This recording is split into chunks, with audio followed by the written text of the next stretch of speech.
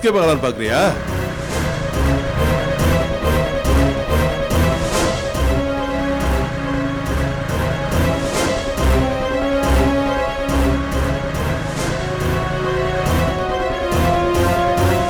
மாட்டேன், விட மாட்டேன்டா. வேண்டாம், இன்னைக்கு உன் கதை முடிஞ்சுதுடா. வேண்டாம்.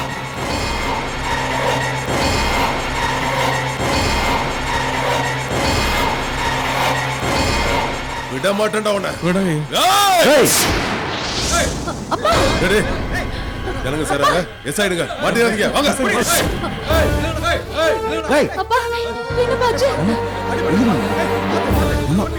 பாத்து சக்தி, சீக்கிரம் ஆட்டோ பிடி. அம்மா பாத்து. ஆட்டோ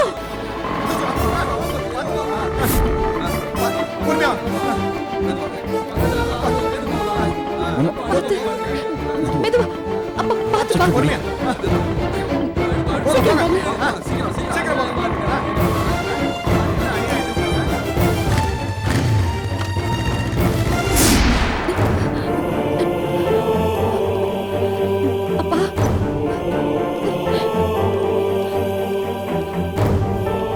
இவருக்கு என்னாச்சு? எங்க மாமா டாக்டர் யாரோ இவரை அடிச்சு போட்டு போயிட்டாங்க. இமீடியட்டா தியேட்டர் கொண்டு போங்க. வாங்க, டோர் ஓபன் பண்ணுங்க. ப்ளீஸ் நீங்களே வெளியே வெயிட் பண்ணுங்க, நீங்க யாரும் வர வேண்டாம்.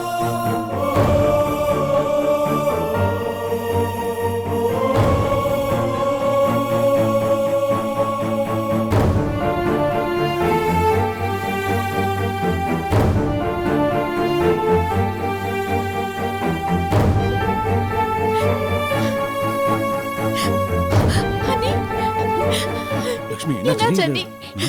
நாலு பேர் சேர்ந்து அப்பாவை அடிச்சு போட்டுட்டாங்க.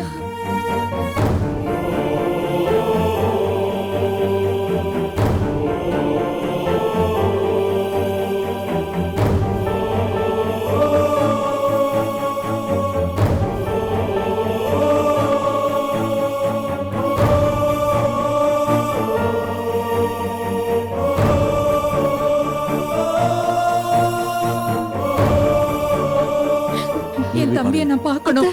ட்ரீட்மெண்ட் நடந்துட்டு இருக்கு, வெயிட் பண்ண சொல்லிருக்காங்க.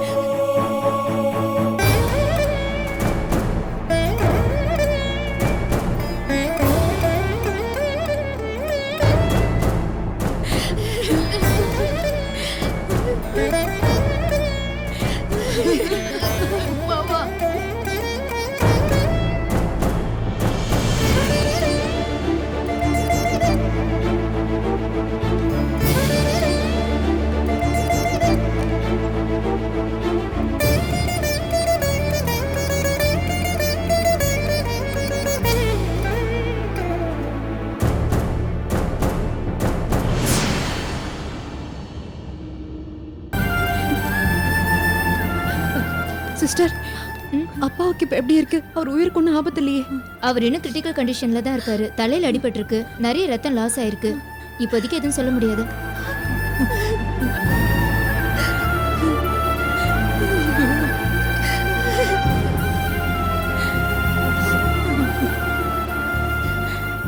அத்தை, அப்பாவுக்கு ஒன்றும் ஆகாது. அவர் நிச்சயமா பழிச்சு பாரு. நீங்க தைரியமா இருங்க. எந்த நம்பிக்கையில தைரியமா இருக்கிறது? இப்பதான் சிவனேச போலீஸ் கிட்ட அடி வாங்கி சாகர நிலைமைக்கு போயிட்டு குணமாகி திரும்பி வந்தான். திரும்பவும் இப்படி பண்ணிட்டாங்களே. அந்த படுபாவிங்களுக்கு நல்ல சாவே வராதே. குடும்பத்தோட அவங்க நாசமாதான் போவாங்க. அமைதியா இருக்கு ராஜேஸ்வரி. இந்த மாதிரி சமயத்துலதான் நம்ம நம்பிக்கையோட இருக்கணும். பிள்ளைங்களுக்கு நாம தான் ஆறுதல் சொல்லணும். பெரியவங்க நாமளே இப்படி மனசு உடைஞ்சு போயிட்டாங்க. எப்படிமா என்ன என்னங்க பண்ண சொல்றீங்க? ஒரு மனுஷனுக்கு சோதனை வரலாம், ஆனா மேல மேல கஷ்டம் வந்துட்டு இருந்தா எப்படிங்க தாங்கிக்க முடியும்? இந்த மாதிரிலாம் நடக்கும்னு தெரிஞ்சிருந்தா தம்பிய ஊரை விட்டு அனுப்பிச்சிருக்கலாம். எங்க இருந்தாலும் நல்லா இருப்பான்ற நிம்மதியோட இருந்திருப்போம். எல்லாரும் சேர்ந்து அவனை தடுத்து நிறுத்தி இந்த கதிக்கு ஆளாக்கிட்டோமே. ராஜி, அழாதம்மா. இதுதான் விதினா மச்சானுக்கு எங்க இருந்தாலும் இதுதான் நடக்கும். நல்லபடியா அவன் பொழைச்சு வரணும்னு வேண்டிக்கும். அதை தவிர நமக்கு வேற வழி இல்லைம்மா.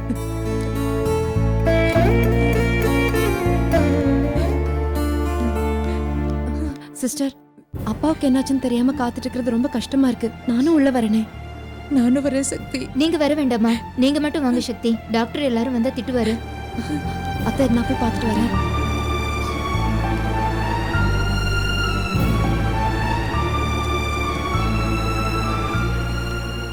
டாக்டர், இவங்க சக்தி, இவங்களும் ஒரு நர்ஸ் தான். இவங்களோட அப்பா தான் இவரு. அப்படியா? சரி இருக்கட்டும்.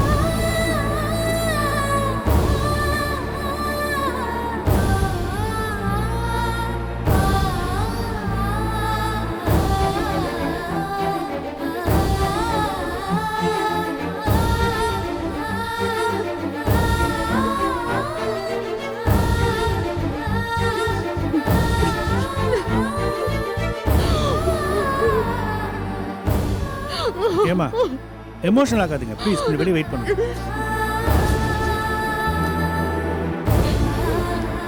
சக்தி, என்னாச்சு சன்னி? என்னாச்சு? என்னாச்சும்மா? சக்தி, சக்தி என்னாச்சு? டாக்டர் என்ன சொன்னாரு? அப்பாவை இந்த நிலைமையில என்னால பார்க்க முடியல.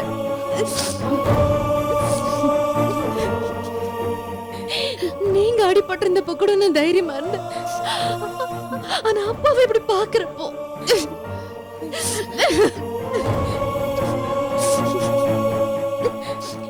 இந்த 20 வருஷத்துல அப்பா உடம்பு சரியில்லாம படுத்து கூட நான் பார்த்தது இல்ல. ஆனா இப்படி அடிபட்டு கிடக்கிறப்போ என்னால தாங்க முடியல.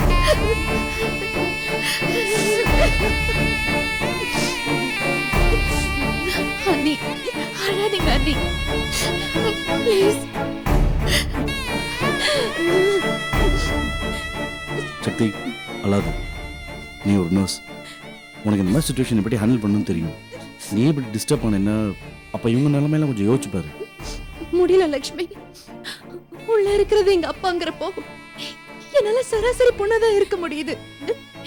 என் தைரியம், நம்பிக்கை எல்லாத்தையும் இழந்த மாதிரி இருக்கு.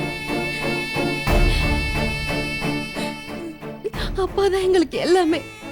அவருக்கு ஏதாவது ஒண்ணுனா எங்களால தாங்க முடியாது.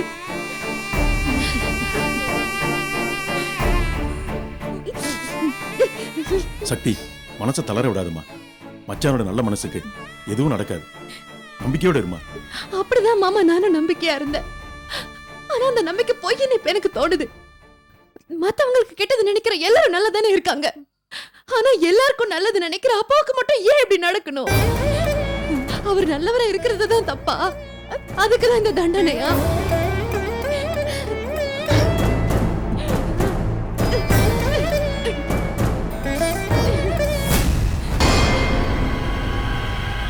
ஏப்பா, சிவனேசன் அடிதடி கேஸ்ல அட்மிட் பண்ணிருக்காங்களே, எந்த வார்டு இருக்காங்க சார்? அவங்க தான். இவங்க தானா? சரி, நான் பாத்துக்கிறேன். இப்போ சரி, வாயா.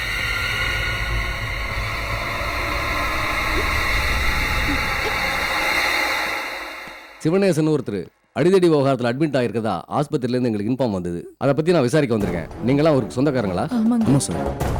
உங்கள் பேர் என்ன? அவங்களுக்கு நீங்கள் என்ன உறவு? சார், என் பேர் லக்ஷ்மிபதி. இவங்க பேர் சக்தி, சிவனேசன் மாமாவோட பொண்ணு. இவங்கள தான் நான் கல்யாணம் பண்ணிக்க போகிறேன். சரி, என்ன நடந்துச்சு? யார் அவர் அடித்தாங்க? அடித்தவங்களுக்கும் அவருக்கும் என்ன பிரச்சனை?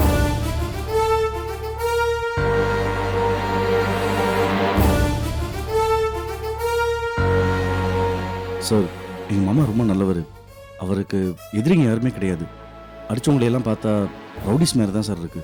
அடித்தவங்களை நீங்கள் பார்த்தீங்களா? ஆமாம் சார், நாங்கள் வர்றப்ப தான் அடிச்சுக்கிட்டு இருந்தாங்க. எங்களை பார்த்த உடனே அவங்க ஓடிட்டாங்க சார். மாமாவை காப்பாற்றணுங்கிற அவசரத்தில் அவர் ஹாஸ்பிட்டலில் சேர்க்கணும்னு நாங்கள் அவங்கள பிடிக்காம விட்டுட்டோம். உங்களுக்கு வேற யார் மேலேயாவது சந்தேகம் இருக்கா?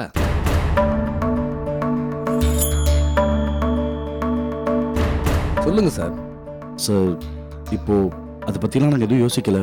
முதல்ல மாமா நல்லபடியாக குணமாகி வரணும். அதான் சார் இப்போ எங்களுக்கு ரொம்ப முக்கியம். சரி, சிவனேசனுக்கு நினைவு திரும்பினா எங்களுக்கு தகவல் கொடுங்க. கண்டிப்பாக சார். அப்படியே உங்கள் ஃபோன் நம்பர் சொல்லுங்க. 98409 33373. ஓகே.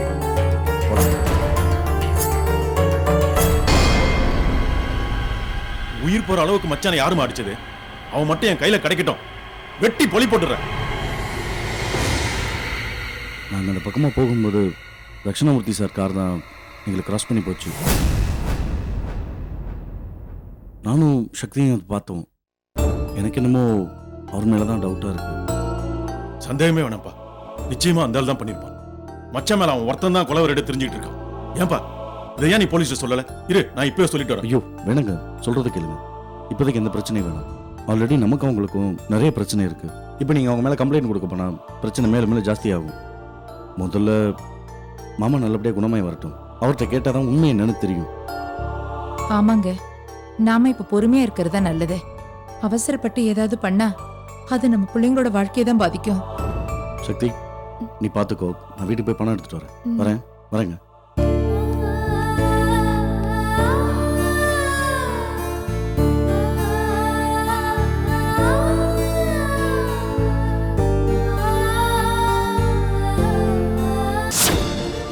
இளங்கோ, என் எதிரியோட வாழ்க்கை இன்னியோட முடிய போகுதுடா.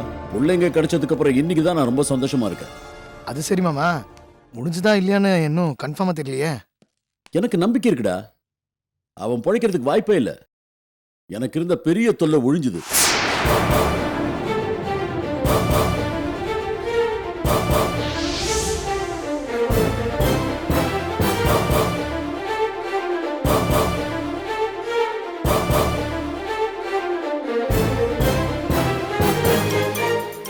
யார் ஒழியறத பத்தி பேசிட்டு இருக்கீங்க? ஒன்னும் இல்லை வள்ளி, ரொம்ப காலமா எனக்கு ஒரு எதிரி இருந்தான் பிசினஸ்ல. அவனால எனக்கு ஏகப்பட்ட நஷ்டம். சுத்தமா நிம்மதியே இல்லாம போயிடுச்சு. என்னைக்கிடா அவன் அடி வாங்குவான்னு நினைச்சேன், இன்னைக்கு நடந்துருச்சு. எல்லாத்தையும் இழந்து இனிமே வாழ்க்கையே இல்லைங்கிற நிலைமைக்கு அவன் வந்துட்டான். அதை பத்தி தான் பேசிட்டு இருந்தான். இதுல சந்தோஷப்படுறதுக்கு என்னங்க இருக்கு? அடுத்தவங்க நல்லா இருக்கணும் தாங்க நாம நினைக்கணும். அழியணும்னு நினைச்சா நமக்கும் அந்த முடிவு தாங்க வரும். இத பார்வள்ளி, உன்னுடைய கொள்கை கோட்பாடெல்லாம் பிசினஸ்க்கு சரியா வராது. நீ இதுல தலையிடாத. ஆமா, சக்தி வீட்டுக்கு வந்துட்டா இல்லையா? இன்னும் இல்லைங்க. டியூட்டி முடிஞ்சு இந்நேரம் வீட்டுக்கு வந்திருக்கணுமே, ஏன் வரல? என்னங்க இது, எப்ப பார்த்தாலும் இதே கேள்வியை கேட்டுட்டு இருக்கீங்க? ஒருவேளை ஓவர் டைம் பாக்குறாளோ என்னமோ. நீயா ஏதாச்சும் கற்பனை பண்ணிக்காத. போன் பண்ணி கேளு. பிள்ளைங்கள அவங்க போக்குல விடாதன்னு படிச்சு படிச்சு சொல்லிக்கிட்டு இருக்கிறேன். என் வார்த்தைக்கு கொஞ்சமாவது மதிப்பு கொடுக்குறியா? நீ செல்லம் கொடுக்கறதுனால தான் அவங்க இஷ்டத்துக்கு ஆடுறாங்க. போய் போன் பண்ணு.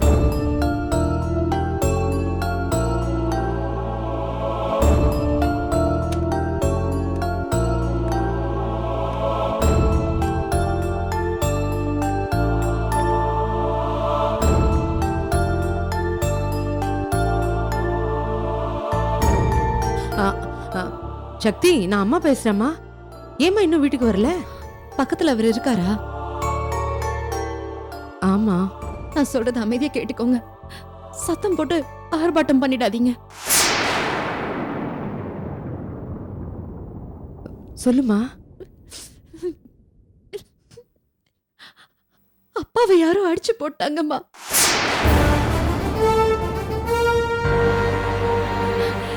சீரியஸான நிலைமையில ஹாஸ்பிட்டல்ல இருக்காரு. ஐயோ அம்மா, நான் அமைதியா இருக்க சொன்னேன்ல.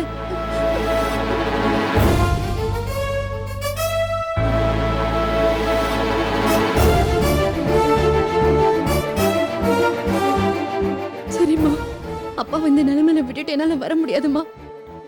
நான் நைட் டியூட்டி பாக்குறத அவர்கிட்ட சொல்லிடுங்க. சரிம்மா, நிலா கிட்ட இந்த விஷயத்த சொல்லிடுங்கம்மா. சொல்றேம்மா, நீ ஜாக்கிரதையா பாத்துக்கம்மா.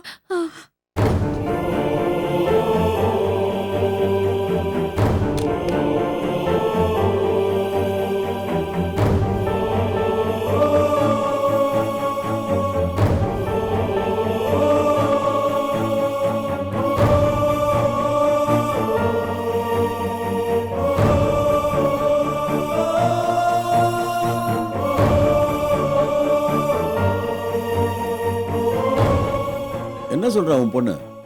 நைட் ஷிஃப்ட்டுக்கு வர வேண்டிய சிஸ்டர் வரலையா? அந்த டியூட்டியும் சேர்த்து சக்தியை பார்த்துக்க சொல்லியிருக்காங்க. அத்தை, நடுவில் ஏதோ ஐயோன்னு பதறீங்களே, என்னத்த? அந்த சிஸ்டருக்கு அடிபட்டுடுச்சா? அந்த அதிர்ச்சியில தான் நான் அப்படி கத்திட்டேன்.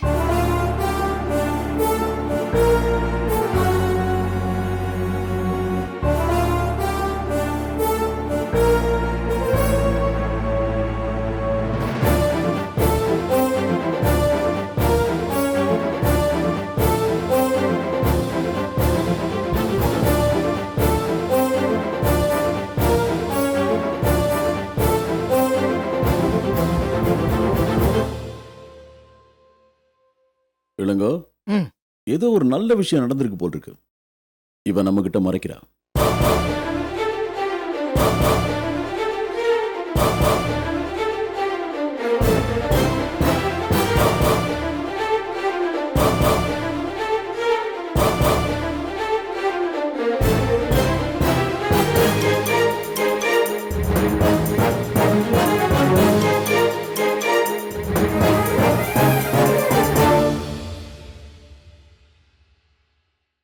யாரும் வெளியில போக வேணாம், வீட்டிலே இருங்க. ஏங்க அப்படி சொல்றீங்க? பள்ளி, இந்த ஏரியால யாரோ ஒரு அரசியல்வாதியை அடிச்சிட்டாங்க.